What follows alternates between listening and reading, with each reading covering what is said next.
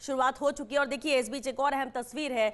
योगी आदित्यनाथ नजर आ रहे हैं क्योंकि उत्तर प्रदेश की भी आज 13 अहम सीटें हैं जहां पर वोटिंग होनी है और इसमें शामिल है गोरखपुर सीट भी। और देखिए योगी आदित्यनाथ वोट कास्ट करने के लिए पहुंचे हैं। ये अहम तस्वीर है गोरखपुर सीट की। अगर बात करें तो देखिए लगातार यहां से योगी आदित्यनाथ ही थे, लेकिन इसके बाद वो जब कमान उत्तर प्रदेश की सौंपी गई तो यहां से बदलाव भी हुआ, लेकिन बीजेपी का गढ़ इस सीट को कहा जाता है। लेकिन इस बीच अहम तस्वीर जब उत्तर प्रदेश के मुख्यमंत्री योगी आदित्यनाथ वोट कास्ट करने के लिए पहुंचे हैं, वोटिंग शुरू होते ही।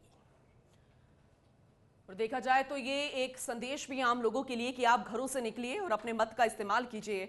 और ये इसलिए भी खास क्योंकि नजर हर किसी की होनी चाहिए। ये उस वक्त की तस्वीरें भी आपको दिखा रहे हैं जब आप पार्टी के नेता राघव चड्ढा भी वोट कास्ट करते हुए नजर आए। जेपी नड्डा भी पहुंच चुके हैं। अब अलग अलग तस्वीरें हम आपको दिखा रहे हैं, अपने आप में इसलिए खास क्योंकि हॉट सीट है वाराणसी।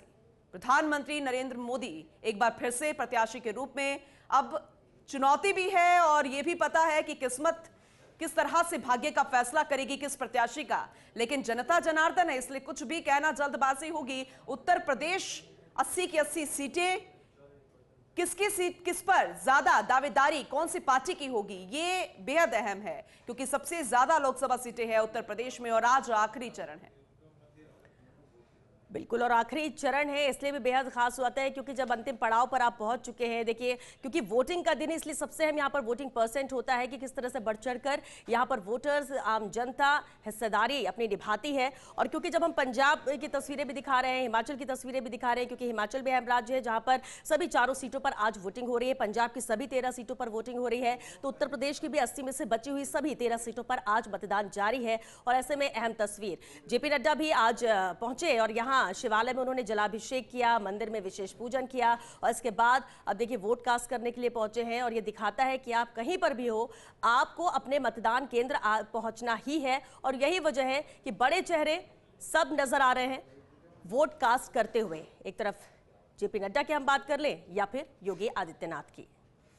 आम लोगों के लिए भी संदेश है कि अगर दिग्गज नेता अपने घर से बाहर निकलकर सबसे पहले वोट कास्ट कर रहे हैं तो आम लोग क्यों नहीं, क्योंकि आम लोगों के लिए चुनाव है, इसीलिए इसे आम चुनाव भी कहा जाता है। तो ऐसे में आज अपने हक का इस्तेमाल कीजिए। अगर आप हकदार हैं उस क्षेत्र में मतदान के लिए तो ये आखिरी मौका होगा आपके लिए। फिर आपको 5 साल इंतजार करना होगा अपने सांसद चुनने के लिए। कौन होगा प्रधानमंत्री, आप अपने सांसद चुनकर तय कर सकते हैं। और इसलिए आखिरी चरण 4 जून को तस्वीर तो साफ हो जाएगी, लेकिन अपने मत का इस्तेमाल आप जरूर कीजिए। हालांकि गर्मी बहुत ज्यादा है, लेकिन उसको लेकर व्यवस्थाएं निर्वाचन विभाग की तरफ से की गई है, जैसे कि कहा जा रहा है। पिछले चरण भी हमने देखे और लगातार ये खास तस्वीरें अब सामने निकल कर आ रही है।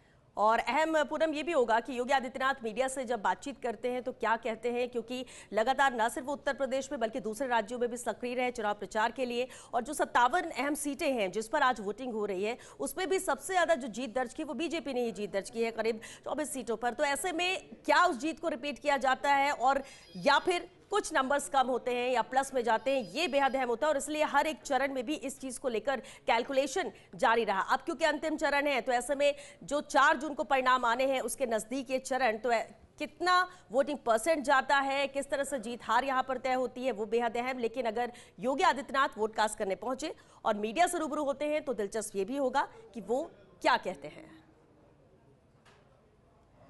तो लगातार ये तस्वीरें भी है, लेकिन चलिए हमारे साथ एसोसिएट एडिटर पंकज सोनी जी भी लगातार बने हुए हैं, उनका रुख करते हैं। Pankaj ji very good morning. बेहद अहम है, देखिए तस्वीरें तो लगातार हम दिखा रहे हैं। उत्तर प्रदेश की बात करें, हिमाचल प्रदेश की बात कर लें, और अगर चलिए शुरुआत उत्तर प्रदेश से ही करते हैं क्योंकि योगी आदित्यनाथ भी तस्वीरों में नजर आ रहे हैं। 13 अहम सीटें हैं, कितनी माने रखी, क्योंकि हमने देखा हर चरण में उत्तर प्रदेश क्योंकि सबसे ज्यादा 80 सीटें यहाँ पर है और इसलिए हर चरण में ज्यादातर सीटें नजर आ रही थी। कितना दिलचस्प ये 7वां चरण रहेगा उस पर आपसे हम जवाब ले, लेकिन क्योंकि शायद अभी कुछ कहने वाले हैं योगी आदित्यनाथ, उन्हें भी सुन लेते हैं। और पूरम, जैसा कि हमने प्रचार प्रसार में भी देखा था, योगी आदित्यनाथ जिस तरह से सक्रिय जीत को लेकर दावे भी कर रहे थे और कहना यह कि जो योजनाएं हैं, जो काम किया है 10 साल में, उसका कोई सानी नहीं है, उसका कोई मुकाबला नहीं है। फिर भले विपक्ष कितना एकजुट हो जाए, चाहे इंडी गठबंधन बना ले और जितने दावे कर ले, यहां पर एक तरफा जीत बीजेपी की होगी। बिल्कुल सही कहा श्वेता, लेकिन अब ये जो उंगली पर नीली स्याही दिखाई जा रही है, बिना बोले बहुत कुछ कहा जा रहा है कि मैंने वोट कास्ट कर लिया है, अब आपकी बारी है गोरखपुर। और टाइमिंग देखिए, दोनों ही तस्वीरों को बिल्कुल, देखिए बिल्कुल। तो ये एक ही दिग्गज action। नेता, तो ये तस्वीरें बेहद खास है। आप मीडिया से रूबरू हो रहे हैं, क्या कुछ कहेंगे, सुनते हैं। मित्रों, लोकतंत्र का महापर्व लोकसभा चुनाव 2024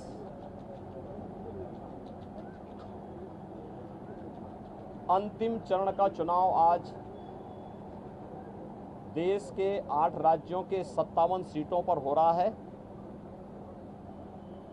जिसमें उत्तर प्रदेश की 13 सीटों पर भी आज पूर्वी उत्तर प्रदेश में मतदान हो रहा है।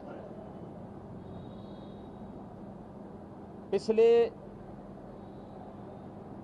2.5 महीने से अधिक समय से जो देश के अंदर आम जन की आकांक्षाओं को पूरा करने के लिए जनता जनार्दन की जो अपेक्षा थी, उसके अनुरूप विभिन्न राजनीतिक दलों ने जनता जनार्दन के सामने अपने अपने मुद्दे रखे, अपनी सरकारों के समय के कार्य और कारनामों को रखे। आज अंतिम चरण में 8 राज्यों के 57 सीटों पर मतदान हो रहा है। उत्तर प्रदेश की भी इन 13 सीटों पर, जो हमारी पूर्वी उत्तर प्रदेश में महाराजगंज, गोरखपुर, कुशीनगर, देवरिया, सलेमपुर, बलिया, घोसी, गाजीपुर, वाराणसी, चंदौली, मिर्जापुर, रावड़सगंज, ये सभी सीट्स हैं। इन सब पे इलेक्शन प्रारंभ हो चुका है। मौसम की विपरीत परिस्थितियों के बावजूद भी मतदाताओं ने जो उत्साह दिखाया है, मैं सबसे पहले उन सभी मतदाताओं के प्रति हृदय से आभार व्यक्त करता हूं, जिन्होंने लोकतंत्र के प्रति अपनी आस्था को व्यक्त करते हुए भीषण गर्मी में, टेम्परेचर इस समय 50 डिग्री के आसपास जा रहा है, जो संभवतः कई वर्षों के बाद और कई दशकों के बाद इस प्रकार की स्थिति हम सबको देखने को मिल रही है। लेकिन इस सब के बावजूद भी जनता का उत्साह कम नहीं है, बल्कि वह और भी मजबूती के साथ देश के अंदर नई सरकार गठन करने के लिए सरकारों के कार्यों का, कुछ सरकारों के कारनामों का अवलोकन करते हुए आज उसका मूल्यांकन कर रही है और उसके अनुसार मतदान भी कर रही है। हमारा मानना है कि देश के अंदर जो समर्थन प्राप्त हो रहा है,